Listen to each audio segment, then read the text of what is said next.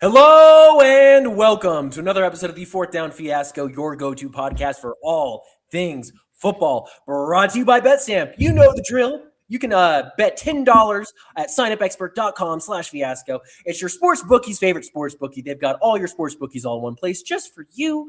Again, signupexpert.com/fiasco. Go check them out because there's so many sports going on right now across the world, not just the European Football Alliance and the AFLE, right? We've got baseball, we've got basketball playoffs just started. So yeah, why don't you? Oh, we can't even forget the WNBA just had their draft. That is, shout out my Dallas Wings. So excited for everything that's going to bring this upcoming season. But yeah, $10, signupexpert.com/fiasco. You already know what to do. But with me, as always, is my co-host contributor, really the star of the show, if we're being completely honest about it, Mr. Daniel Weber. How are you, sir? You're making me blush. For those of y'all listening, before the show, I was telling Danny just how excited I am to get to move back home. Danny and I, for the longest time, lived like 15 minutes away from each other. And right now we live about 7 hours away from each other, which is not fun. So devastating. Yeah, but in mid-July, I will be moving back, and I will be about 15 minutes away from Danny again, which will be excellent. Maybe we can do an in-person pod at some point. Yeah. Yeah, on a day where Tanner can't be around like today, it'd be a perfect day to have an in-person pod. True. So it's a great idea. Yeah, it is. We can have a good time with that. Yeah. All right, y'all. Let's go ahead, dive into the exciting stuff here for what y'all really came for. We're talking the EFA today. We are looking at the other three rosters that we didn't get to last week. So that's the Prague Lions, Raiders Tirol, and the Munich Ravens. Daniel, which of those three would you prefer to start with? Let's go with Prague. We'll just go left to right on the way ELFpedia has it set up. Might as well get into it now. It's going to come up at some point. Sure. Dude, ELFpedia, what a dog. Tanner and I went through the three teams last week, and we were like, is this person new? Where did this guy come from? What are we doing? And we sent him a DM, and he's like, I got you. He's like, so now if you look on ELFpedia, they have new tags next to new players. You can click on players and see where they came from. They have the turnover rate for offense and defense. He's done a whole thing. And he's also doing things even outside of roster tracking, correct, Danny? Yeah, he's doing everything. You honestly need to dig into his new site. But the biggest thing, and he's making a post about this tomorrow, and this is a call to all the teams, excluding Paris, because you're the only ones that responded to the guy. Wow. So he is doing an EFA weekly pick'em. It's open to everybody, but his ask is for the teams to supply any type of prize for a week. So he emailed, I don't know who he emailed for each team, but he sent an email out to each team, and the Musketeers are the only ones that responded, saying that they would supply, I don't know exactly what they said, but something for the weekly winner of the EFA Pick'em. So I'm looking at you, the other 5 teams. Yeah. Reach out to ELFpedia. Supply something, a hat, a shirt, a jersey, a ticket to a game. That almost kind of playing ticket for your favorite podcaster to go see a game. Yeah. So be on the lookout for the EFA Pick'em game before the season starts, because that will be exciting. Oh yeah, no, that'll be a great time. We had a great time playing fantasy football last year. That was excellent. So, not quite the exact same thing, but we're definitely going to have some fun in the community. And, shout out again to the Paris Musketeers. Normally on this pod, we say fuck the French, but today we fuck with the French. So shouts out to all my French homies out there for keeping it down for all the homies out there that like them some European American football. And ELFpedia does this for the love of the game. Truly. He does not have to do this for us. Dog. We would not have rosters without him. Like we use ELFpedia for everything. Y'all think that we suck as podcasters now? Imagine if we didn't have rosters to look at. I don't think we'd be a podcast if we didn't Probably have ELFpedia. Anywho, let's jump into the Prague Lions defensive backfield. Woo, boy.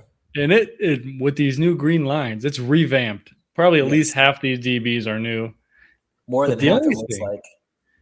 I like what they did with their A's, bringing them back. Run it. I like back. what they did with their E's. Me too. They didn't bring them back. Those are new guys, but Yeah, but bringing in Borkovic and Illich, dog.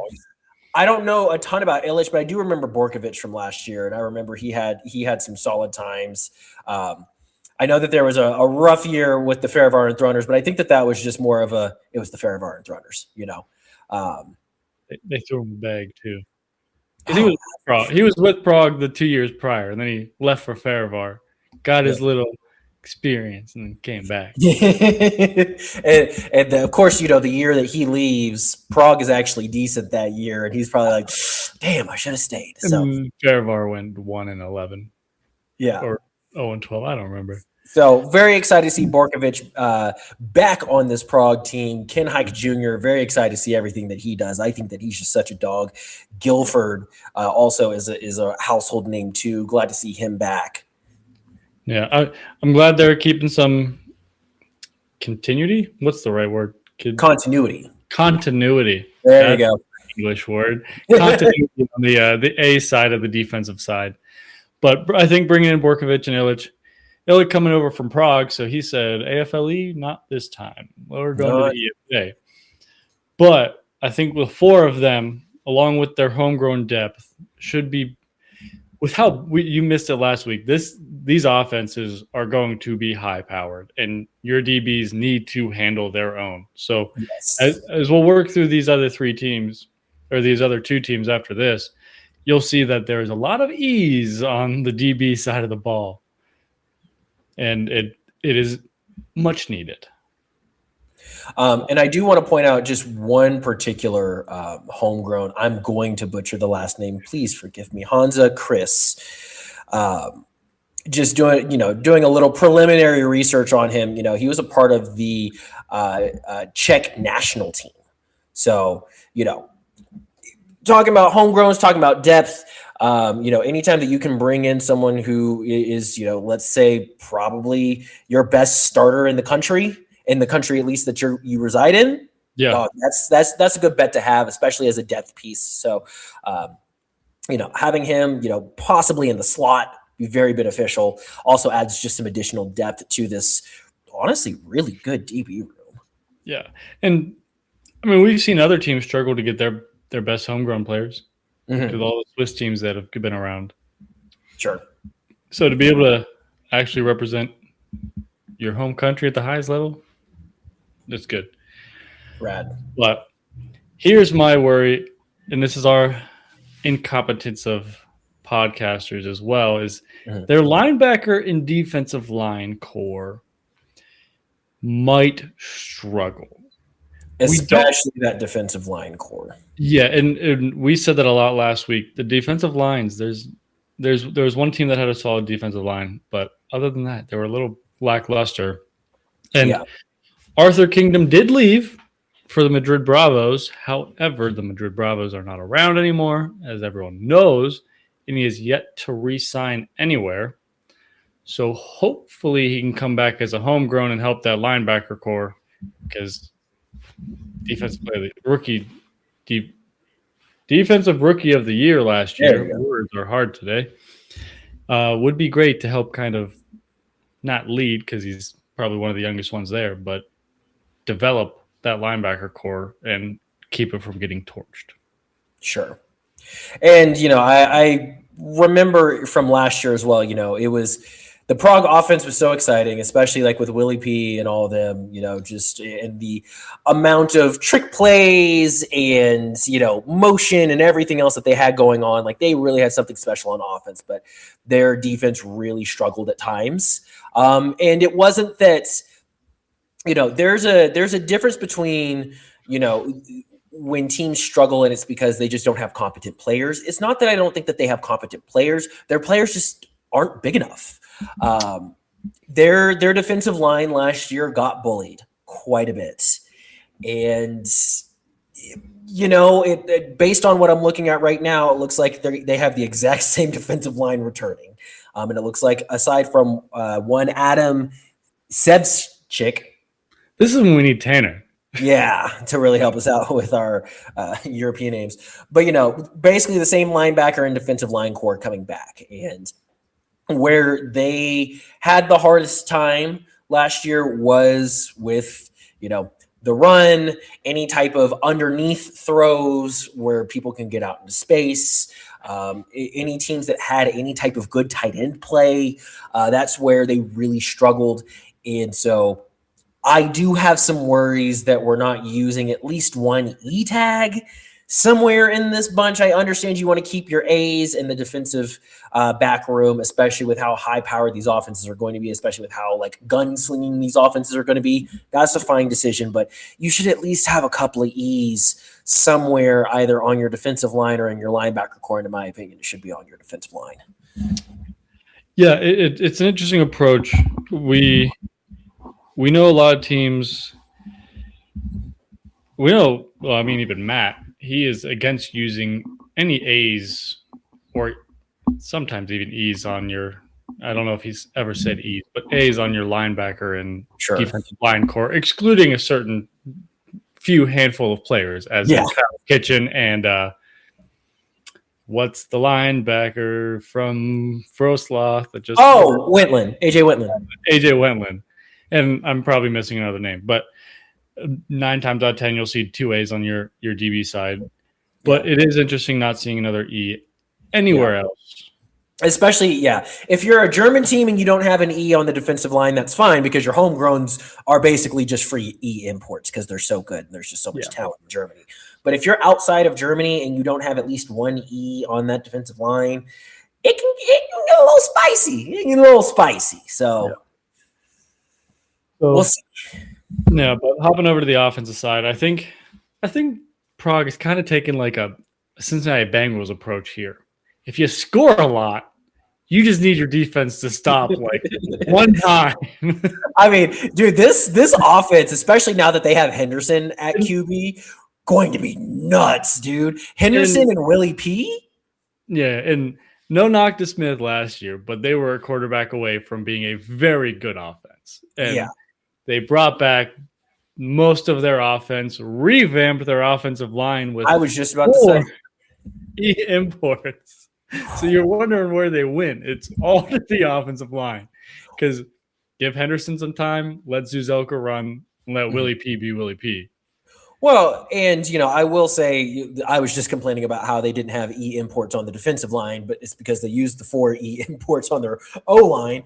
And I don't hate it because their offensive line had the same problem as their defensive line last year where they would get bullied, and you would see a lot of times Smith running for his life. That's kind of the reason why their offense was shaped the way that it was with so many, again, short yardage. You had all these kind of bubble screens. You did so much movement pre-snap, especially with Willie Patterson, all kinds of jet sweeps. And it was because you had to, ball gets snapped, we've got to start doing something and making people miss immediately because your line just couldn't hold. And Henderson has shown that if you can give him a little bit of time, he can do some serious damage both with his arm and with his feet. He's a phenomenal athlete as well as a very good quarterback. And yeah, dude, I'm kind of pumped, especially I think we're going to see a Zuzelka year like we've never seen before. Him having 4 big, beefy, one from Great Britain, one from SK. What is that? I almost said Saskatchewan because I'm thinking Canada. I know that's not right. Having one from the Netherlands, having one from Spain, and bringing back Jasper Fries from Germany. Right, yeah, who we know is a dog. Yeah. That line is going to be terrifying in the best way possible. So I'm very excited to see the 3-headed monster that's going to be Jalen Henderson, Willie P, and Adam Zuzelka. They have 12 new guys coming in on their offense so far out of the 30 announced, and half of them are their offensive line and their quarterback. Oh, God. So it's bring in a quarterback and bring in someone to protect him. And they brought in the whole army to protect him. Hey, hell yeah. You got to do what you got to do. Oh, yeah. Also, another addition, I know that this is like it's adjacently related. Bringing in Fred Armstrong from the Rhine Fire, You bring that up. huge, huge. Because the Rhine Fire, I know that last year's offense for them wasn't particularly good, but also what they had wasn't particularly great to work with in comparison to, at least to what they had in years past with Jadrian and Tunga. Mhm. So I will be very curious to see how well Fred Armstrong does. He comes from a winning program, obviously, in the Rhine Fire. So let's see if we can bring a little bit of that culture in. On top of course, you still have Coach Brooks out there too doing his things. Prague lost their head coach to Madrid, but I think having Brooks step up to be their head coach, and I believe he's still running their DC as well. I don't think they're going to no, they have a. Oh yeah, you're right. He is still the DC too. So yeah, no, this looks like a very exciting roster to me. Yeah, and you mentioned Tunga and Clark with Fred Armstrong. It's like obviously Henderson and Zuzelka are not Clark and Tunga. Correct. But they're both.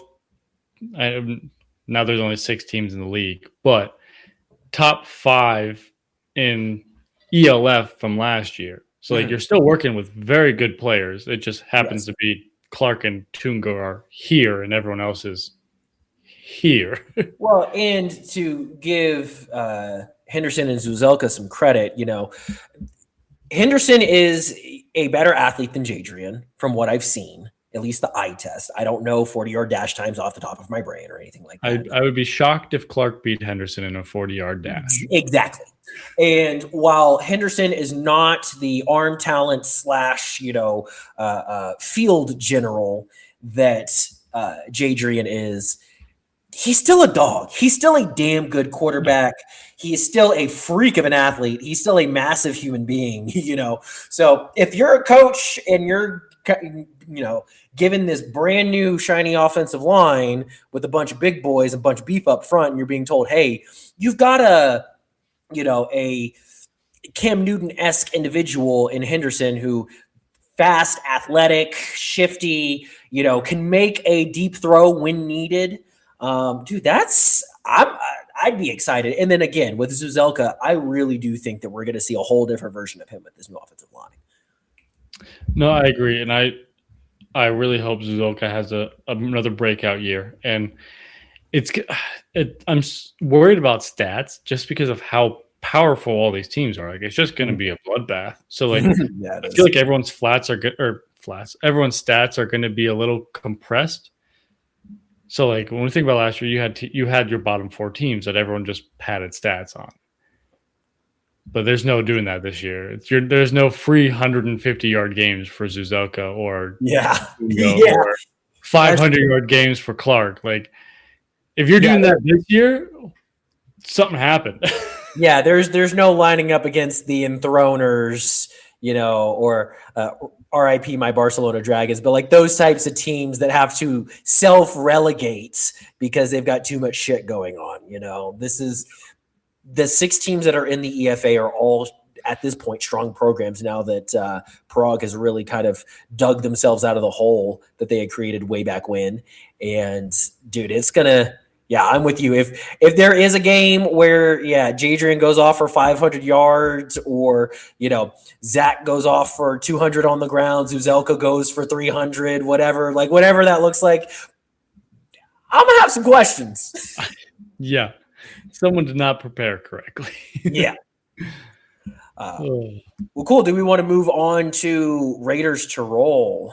Let's do it. The team with the least amount of announced signings and the highest turnover percentage as well so far, where almost half their team is brand new. And their entire coaching staff is brand new. Yes, but Sean Fatah's back. He was there, then he left, then he came back. Yeah.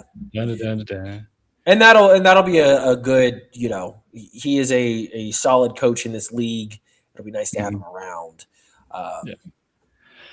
But going to the defensive back room, since that's where we started last time, I'm not quite as familiar with these A imports. Let me do a little preliminary search. But The Raiders seem to always have injuries. And their first A import they already brought in this year, I think broke his wrist or broke his ankle, and he is already on the IR. So they had to bring in another A import. And Dejan Walls was there last year, so we would have been familiar, and then he got hurt. That sucks. Yeah, but as you look them up, I'm really glad they brought Loria back for their kicker because we said all the time, kicking in this league is very important. He was a solid kicker last year. Like, yeah, he missed some, so did everyone else, but he can hit a field goal when you most likely need it. Well, I just looked up Kobe Hilton, played for Oklahoma State University.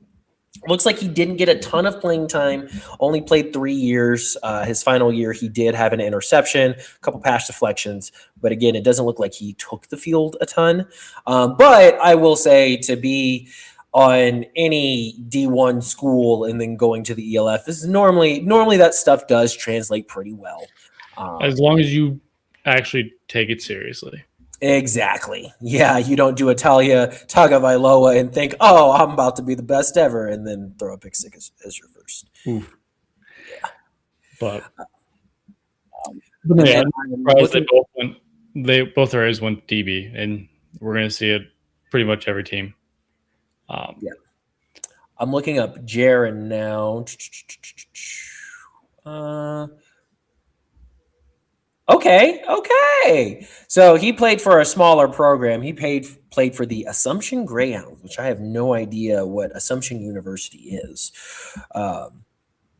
But he's had multiple interception years, including a pick six in 2023 that he took back for 62 yards. Hell yeah, brother. Looks like he was a 4-year starter. So yeah. No, I think, if you are a defensive back and you're good at catching the ball, that is such a lovely skill to have because there's nothing more frustrating than whenever you make a break on a ball and it should be an easy pick six and it just bounces right off the numbers. So Jaron Wilson appears to have some good hands. We like that. We need that. About 5'10", 165, so kind of a little on the smaller side. I will be interested to see how that works for him. I know that a lot of the receivers aren't quite as big as NFL wide receivers, but 165, 5'10", I was bigger than that in high school. I didn't even play football, so. And I didn't even play football. And I didn't even play football, brother. Yeah, looking at this, at their defensive line and linebacker group, it does look like they used some E-tags, which was smart. Let's see here. They did get Jai Albert Jackson, which I know he played some time at Stuttgart. I think it was while they weren't good, though. Yeah, it was while they weren't good. Had some years on Cologne and Hamburg. Hopefully he can, at least be a little bit better for them. Some of the worst teams that we've ever seen for the ELF. Stuttgart in 21, Cologne in 23, Hamburg in 24, Cologne in 25. But I like what they're doing so far with their defense. They didn't just spend all their defensive E's on defensive back. They went 2 to linebacker and 1 to D-line. Yeah, and I think that this is a very balanced approach from them. So, yeah, and like we just said, J. Albert Jackson is new. Jasper de Jong from the Netherlands is new. Felix Salonen from Finland is their new E, bringing back and Precious is back. Ooh, my boy Precious. Now that's a dog. We want to talk about brother Lucky his brother Lucky is still in Vienna. Only if they could have got Lucky over to the Raiders. Mm-hmm. But oh well, we'll get there when we get there. But yeah, I like the balanced attack. I think that this is a little smarter on the defensive end in terms of using the 2 A ports for the DBs. I think that's the smartest move that you can do. But then using the E's spread across your defensive line and your linebacker group, I think is probably, in my opinion, a better approach to defense than Prague. But who knows? Prague might make me eat my words. They see these guys every day. I see these guys on a quick Google search. So no, and it might hurt the Raiders, but it feels like what they're doing is saying that our best homegrown DB is better than your best homegrown wide receiver. Because it's going to be that wide receiver 3 matchup of a homegrown wide receiver versus a homegrown DB. And they're like, we got better talent than you guys. Instead of dropping 4 E's onto your DBs where they can cover all of them, and you're like, we had to go outside to recruit. The Raiders are saying, our homegrowns are better than yours. So we'll see if that bites them in the dust or not, or bites them in the ass or not. Yeah, I was like, wait a second, what? Yeah. But time will tell. Yeah. Well, I mean, I know Meyerhofer is at least a little bit of a bigger guy. He's about 6 foot, I do believe.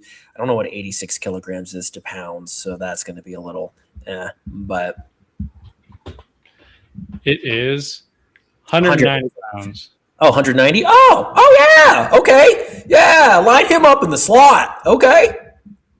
That's a vibe. I like that. Young man got some meat on his bones. I wonder what these guys think whenever they hear us just say weird shit like that. Probably just like, yeah. They're like, yeah, I do. I got meat on my bones. Probably just sit there flexing like, yeah. Yeah. He's like, yeah, this is all European muscle right here. I can't say if this was a sitcom or whatever, it would definitely cut to a scene of a player sitting in a chair like, yeah, for sure. Family Guy cutaway. And then I am looking up Fabi real quick too. Fabi. He's German, but he's a homegrown. He's played for the Raiders the last 3 years. But yeah, I like their linebacker. He's a little lighter, but nickel guy. Sure, why not? Why not? I like their linebacker core. Pressures will probably come up a little bit, probably rush a little bit, come off the edge, or just blitz to the middle. I think he's kind of listed as a middle linebacker, but we'll see. Athletic utility player. But now, sorry. No, go ahead. What were you saying? I was going to transition us to the offense, so I was going to. Me too. Oh, perfect. Would you looky there? Well, offensively speaking, God, dude, it's going to be such a bloodbath with these offenses, dude. Yeah, it's going to be so much fun. Yeah, because it's great offenses, great defenses. Who's going to win? Yeah. So, Krajewski is very much so unproven, played for the Wagner. I believe it's the Eagles or is it the Falcons? I'm trying to figure that one out real quick. But played for Wagner, or I guess it's Wagner in America, but you know what I'm saying. Senior year only had a 54% completion percentage, 14 touchdowns, 7 picks, 1,600 yards, not a ton on the ground. Did have 2 touchdowns on the ground, but not a ton of rushing. So very unproven talent in Krajewski.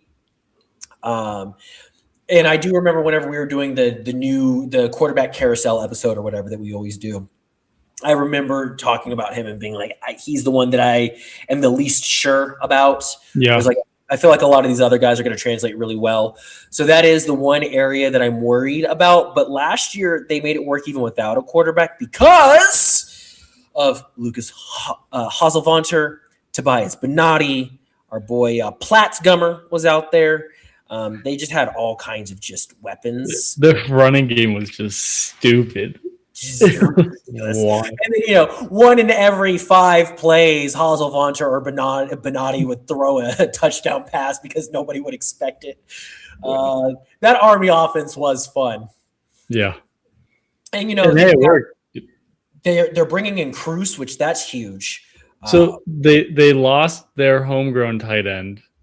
He got picked up as an E, so congrats to him. We said it last week, but they were now forced to waste an E on a tight end. So bringing in Cruz is going to be nice. He's a great tight end, great addition, but having to lose an E spot when you probably weren't expecting it sucks. Sure. But it'll still be a great addition. They probably are going to spend it on a wide receiver anyways, or another O-line. But I mean, it's Austria. They have the O-line, and Cruz is basically a tight end. So yeah. Well, and I mean, they brought in one of the guys from Finland, and then it looks like they also brought in an Italian too. And then another important addition that I'm very excited to see, Aaron Jackson. Action Jackson is back. We saw him our first year covering the ELF, and he was electric.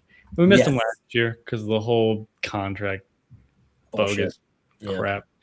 Now he's back. Yes. And I think him with that three-headed running back core, and then Adrian Platzgummer, Jackson, Schneider, and then if Steven can figure it out, once again, this offense should be pretty good. I mean, you're going to have a decent O-line already just being based in Austria with their homegrowns. They brought in 2 E's to kind of revamp. I don't get why teams are so shy about like announcing signings, because I bet they have more than 27 players under contract. We do. Well, and especially with the kind of talent that they can bring on the offensive line, if they can really make the O-line stout this upcoming season, I mean, you just have so many weapons out there. Yeah, between Haselfanter, Benatti, Platzgummer, Action Jackson, like you're going to be able to just do so much stuff. Cruz even. And so really Krajewski's job is kind of simple. Don't lose the game, throw it to the open guy. If there's no open guy, who's your check down? I guarantee your check down probably going to get you 10 yards.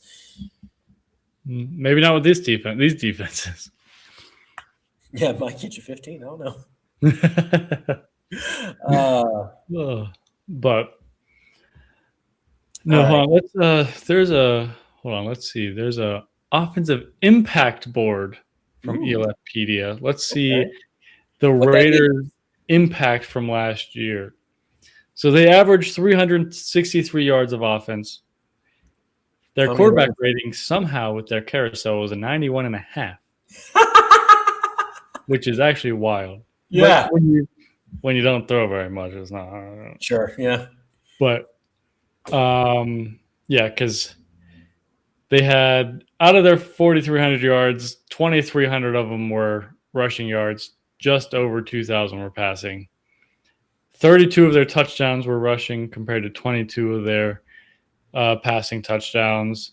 Yeah, ground-oriented attack, and they focused on ball control because their ball security was one of the lowest at 2.8%, which lowest is good in this case.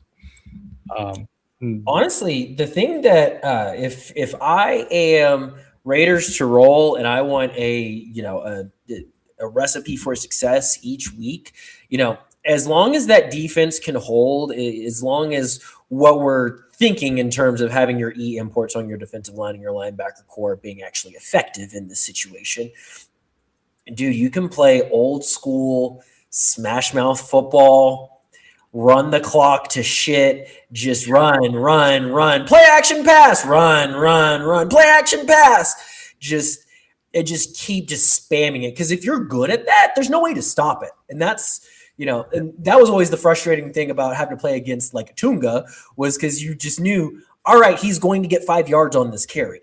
Yeah. And then the next carry, he's going to get 5 yards. And then the one time we stack the box and we've got 7 dudes coming to stop him, play action pass, touchdown. Yeah.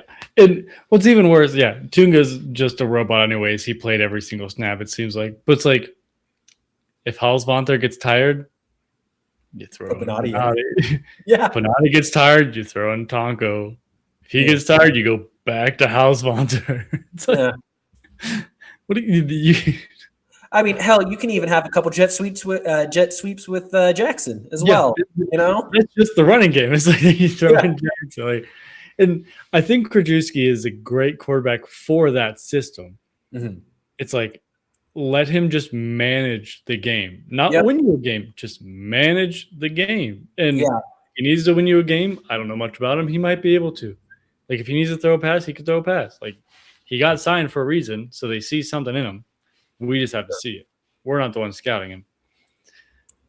Yeah, I would say. And also, now looking at Krajewski's stats, I also see part of the reason why his completion percentage wasn't very good. He got sacked 20 times his senior year. That's so, yeah, good. he was probably out there running for his life. So, again, he doesn't need to win the game. Just don't lose it. That's really what it boils down to. I think with the way that their offense is set up, especially if they can score first, it's going to be really hard to beat them simply because they can just run and run and run. And hey, you think we're running to the left? Actually, we're running to the right. Oh, you thought we were running to the right? JK, we're doing a jet sweep to the left. Oh, now we're doing a bubble screen touchdown. Like, it's just... Dude, go out a shotgun and put Halsvanter and Bonatti on each side of Krasinski and have Jackson run a motion across the middle. Yeah. Or across in front of the line. Like, what are you going to do? What are you going to do? Stupid little, snap right before he crosses the center, and it makes everyone stutter for a second because he could either grab it or it hit it off to the left, hit it off to the right, flip it out real quick back to Jackson, or fake it to Jackson and flip it to Cruz on the other side of the field. Yeah. Or, you have a play where, you tell Jackson, hey, go long, go take the safety with you. He starts hauling ass out there. All right, cool. Platzkummer on the other side. Hey, look, just run a simple post route, get yourself into the middle of the field, and then just have a little flag route with Cruz. And I guarantee you, when a Platzkummer or Cruz is going to be wide open, it's probably going to be Cruz. And that is a big boy to be running at you. You don't want to tackle Cruz when he's going full speed. So I like this offense. I like this offense a lot. If Max Kusla can dial up something fun, it's going to be exciting. Agreed. Now, the roster that I am the most excited to talk about, and I'm glad that I was on for this week for it, is the Munich. We debated going through all 6 last week, and then we didn't do that. Because you were looking at that Munich roster going, I want to talk about it. And what's really scary is they only have 33 people signed or announced, and they already look really good. Oh, I'm so excited. I'm so excited for Munich. I think it might be taper time. But we're not going to start with the quarterback. We'll, of course, start with the DB room yet again. And with the most recent splash signing, at least one, Tony Anderson. Yes, the Tony Anderson from the Rhine Fire, the Tony Anderson that's a multi-time All-Star, the Tony Anderson that's a Swiss Army knife that you can literally put almost anywhere on defense just because he's just a freak athlete and he's just big. Yeah, that Tony Anderson is now playing for the Munich Ravens. And Bajan Harris, who decided to light up Frankfurt when he got signed in the last half of the season last year, he's now with Munich. And Devian Buckram, who was in Vienna, who went...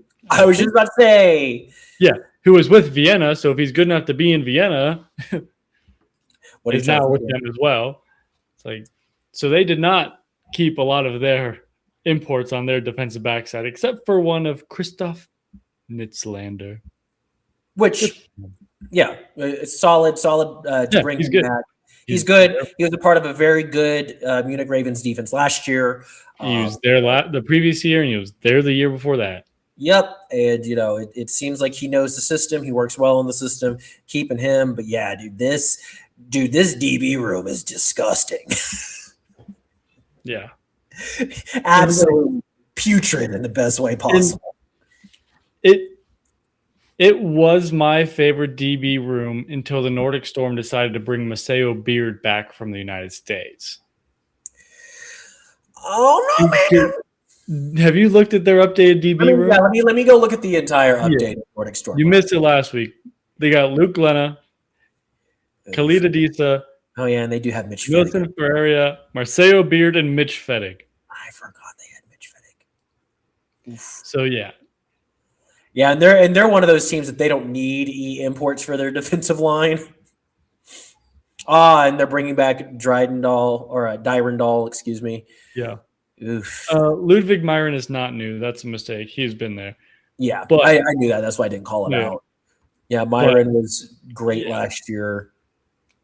Yeah. Oof. Yeah. Okay. All right. I was really high in Munich's DB room, and then Nordic said, well, what about Maceo Beard? Yeah, they said, I see your bet, and I'll up the bet. I'll up the ante. Well, however, they do have a very good DB room. Yes. And that doesn't include any of their homegrowns. What?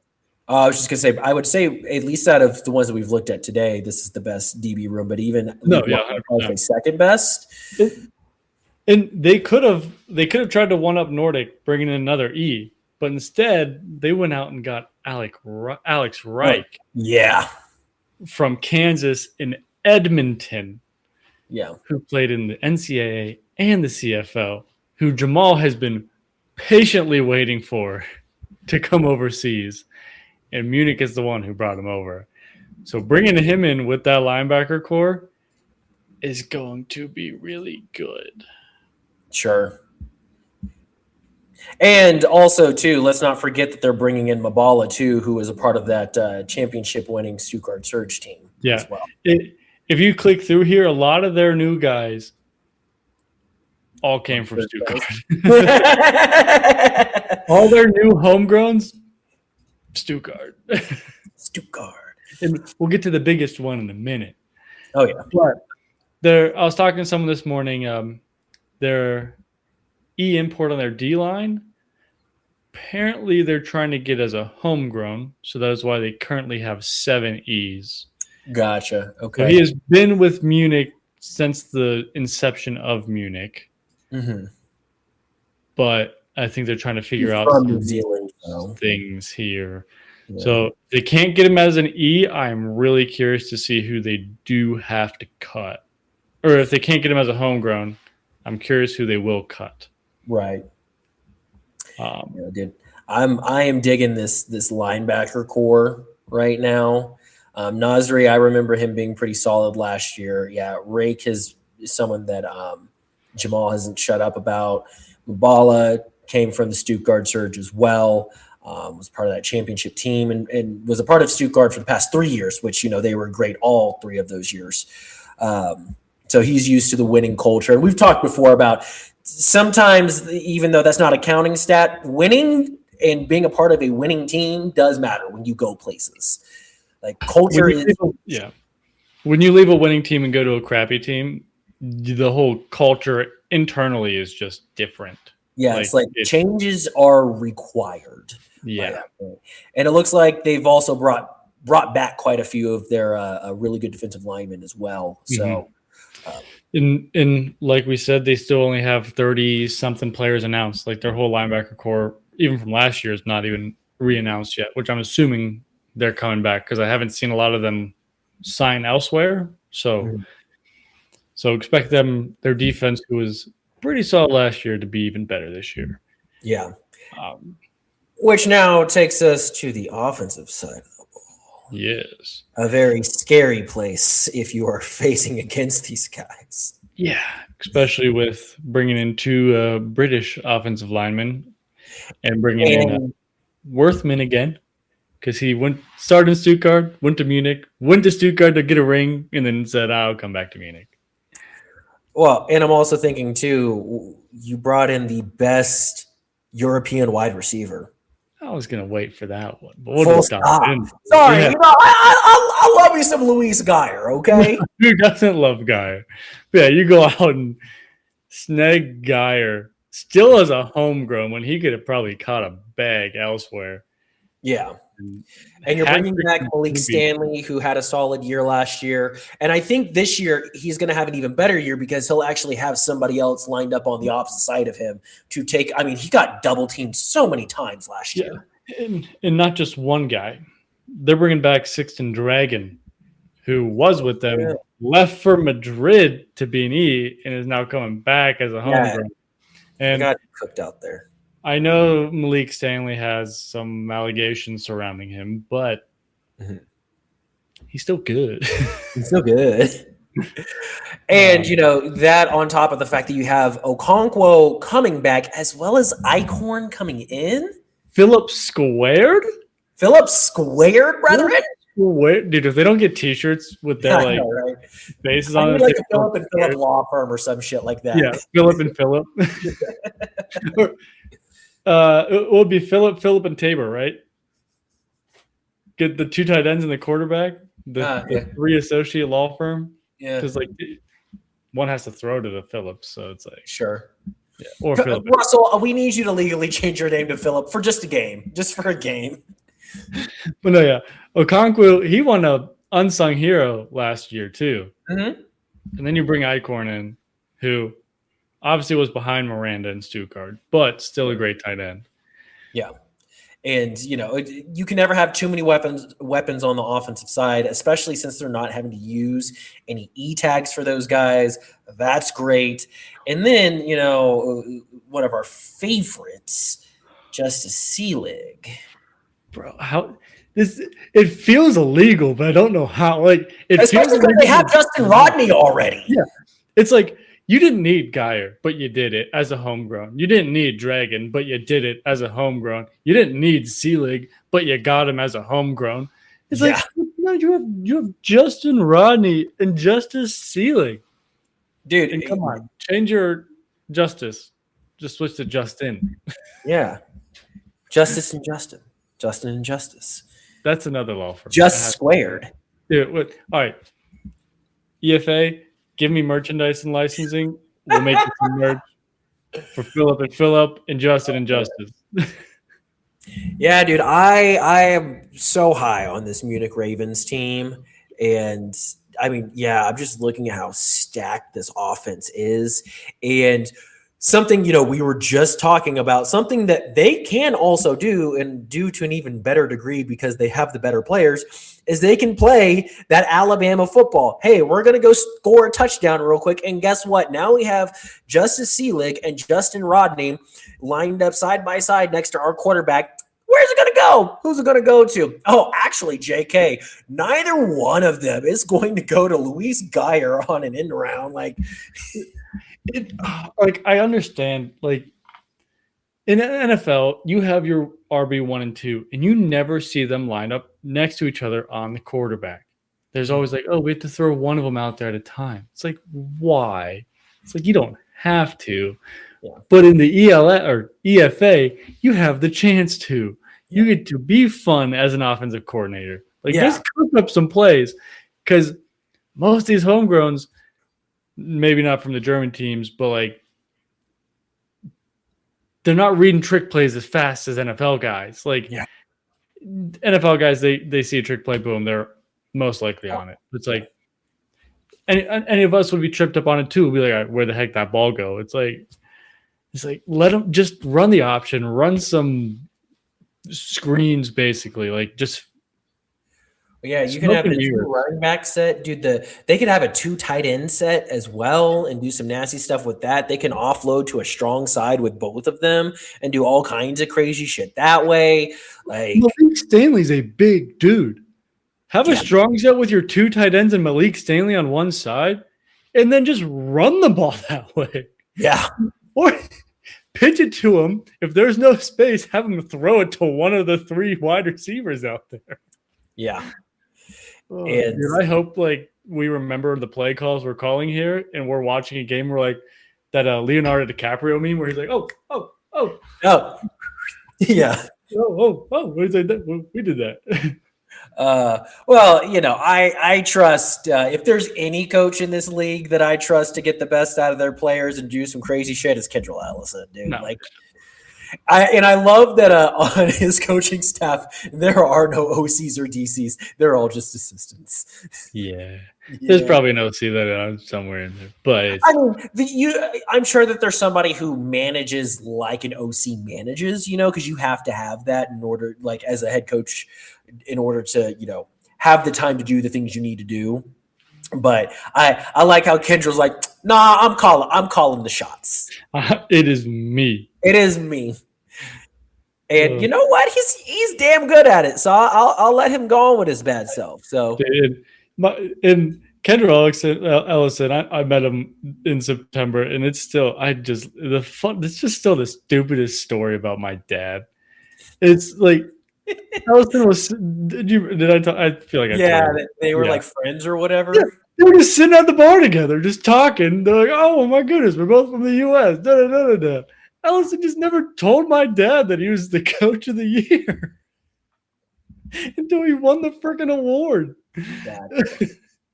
Your dad was just like, "Wow, I can't believe I met a friend of mine out here." And it's like, "Oh, how are you doing? You want a beer? I'll buy you a beer." He's like, "I could probably get free beer if I wanted it." Yeah, I probably could. And we did all this talk about the offense. We do need to mention one Russell Tabor, the man who I believe had the longest contract ever given out to a player. Correct, a 3-year deal. I hope he had at least 3 years. Tabor's was only 2, but it was the first time we've seen kind of them multi-year guy with a guy that's never played in Europe or played in Europe, but not played in the ELF before. Yeah. Okay. So he came in. They said, we're going to trust this dude out of UNC who played a year in, I believe, Spain. We'll give him 2 years right off the bat. Let him develop. Let him cook. And he balled out year 1. Yeah. And so, this is, now we're going into year 2. He's going to really understand everything in this offense. His, number 1 wide receiver is coming back. His RB1 is coming back, but he's also about to be gifted would be a RB1 on pretty much every other roster not named the Nordic Storm. And then he's being gifted Eichhorn on top of having Okonkwo and having this incredible offensive line.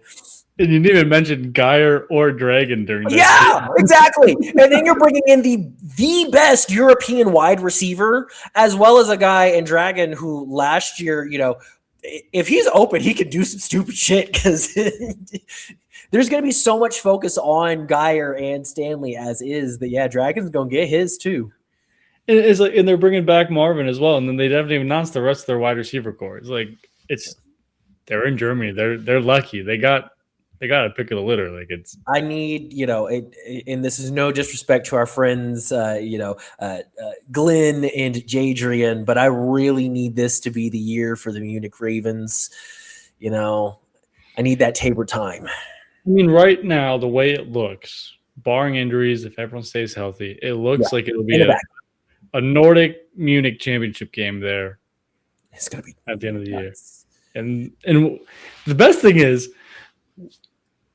the championship game is the third time these teams will be playing each other in a season.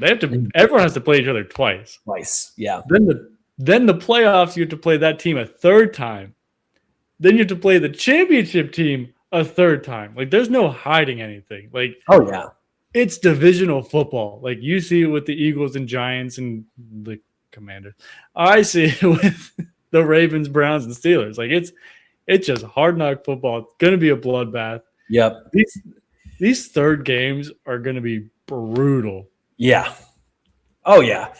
And I think too, just when you're around your opponents that frequently, the conversations that, the shit talking that you did in game 1 is going to come up in game 2. The shit talking that you did in game 2 is going to come up in game 3, And that fight at the end of the Galaxy Prague game last year is probably going to happen again this year. Yeah. And that fight wasn't just because of that game. That fight started because of game 1. Exciting times. We need storylines. Build the excitement per week. Build it up. Well, and what something that we really appreciated last year that we're hoping to see, hopefully even more of this year. Last year was the first time we saw actual shit talking on the field. At least to a heavy degree. I'm sure that there have been times here and there, but you're the Madrid guy licking the Stuttgart guy. I totally forgot about that. Yeah. Oh man, yeah, dude. Just the amount of jaw jacking and guys getting face mask to face mask, and Ben Holmes really laying it out with that review table, just running over the review board. That was that might have been 2 years ago. I'm here you are having to bring up the Vienna Vikings. Who, we're just talking shit. They like to talk shit. Ruined a beautiful thing. Okay, not Ben in specific. Ben, you're an angel. You are a beautiful man. Okay. Do you think he shaved his head? He shaved his head. It's like a buzz cut now. But he had great hair. Why would he do that? I don't know. But here, let me find a picture real quick. I'll show you. While you're looking up that picture, I'm going to, I guess, make some closing remarks for us because you don't have anything else to add, correct? I'm going to take that as a no. I don't think so. We're probably missing something, but it's fine. So just to recap, again, we've gone through all of the rosters. Okay, that's not as bad. When you said shave, I was thinking like bald. It's a buzz cut. I said a buzz cut. There's a little bit more on the top to be a buzz cut. Sorry. As someone whose dad's ex-military, I know what a buzz cut is. Okay. My bad. Compared to his hair before to now, it's Correct. a buzz cut. Yeah. But yeah, just to recap, past 2 weeks we've gone through all of the EFA rosters. A friendly reminder that our friend over at Elfpedia is in fact the GOAT. He is a dog, works tirelessly. So make sure that you reach out to him, tell him just how much you appreciate the fact that he's putting all of this together. Because again, he's not getting paid. He's doing this simply for the love of the game. For any owners of any of the teams that have been listening to the pod, because I know y'all do. We know y'all do. Make sure that you also reach out to Elfpedia as well to help him out with, kind of some of the new fun initiatives that he's trying to put together for this upcoming season for more community amongst our fans, which also in turn helps y'all as well. And then, I think aside from that, that was pretty much it. So, you can follow us on Twitter. We are at @fourthdown_pod. You can also follow us on TikTok and Instagram at @fourthdownfiasco. But this has been Danny and Jordan saying so long. Yeah, and release the rest of your rosters. You have 3 weeks. Come on, guys. Release the files. Hugs and kisses. Peace.